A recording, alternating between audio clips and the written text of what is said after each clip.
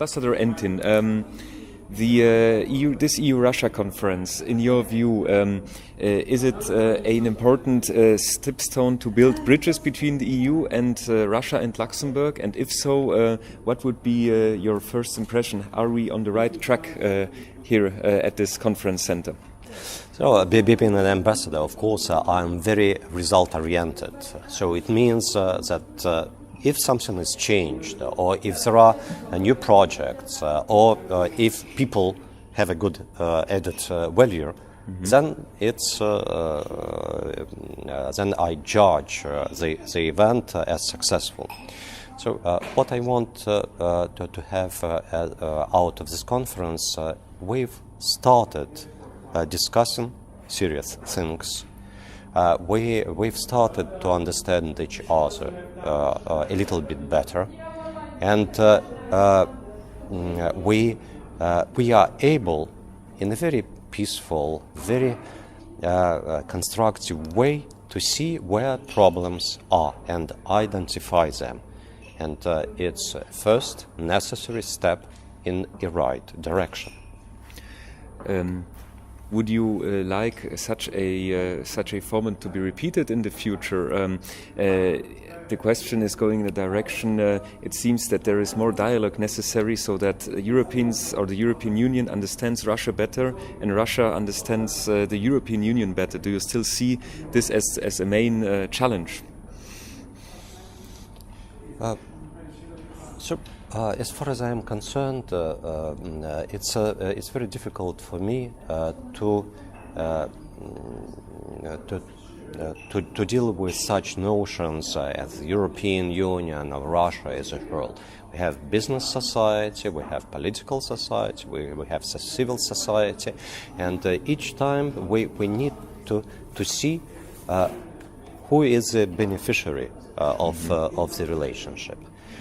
So it's important that civil society interact with each other, and it was mentioned in the framework of this conference that majority of Russian media are owned by foreigners, that Russian part in the internet is the second largest after English part of the internet, and millions have free access to any kind of information and are entirely free to have their opinion and their approaches. And at the same time, we are a little bit upset by the fact that instead of dealing with the real society, with real people, here there is a tendency to imagine something which does not exist and try to establish links with what does not exist, instead of just having university exchanges of teachers, much more events, traveling around the countries. Look here, we've transformed in a few years in the sixth more traveling nation in the world. There are millions and millions Russians going all over Europe. So come to our country, have more relationship, just come to study, come to work, come to know the country, and you'll have another perception. So, but it's welcome to everybody. But at the same time, let's get profit of small but very concise events like this conference to bring this knowledge. And at the same time, as far as the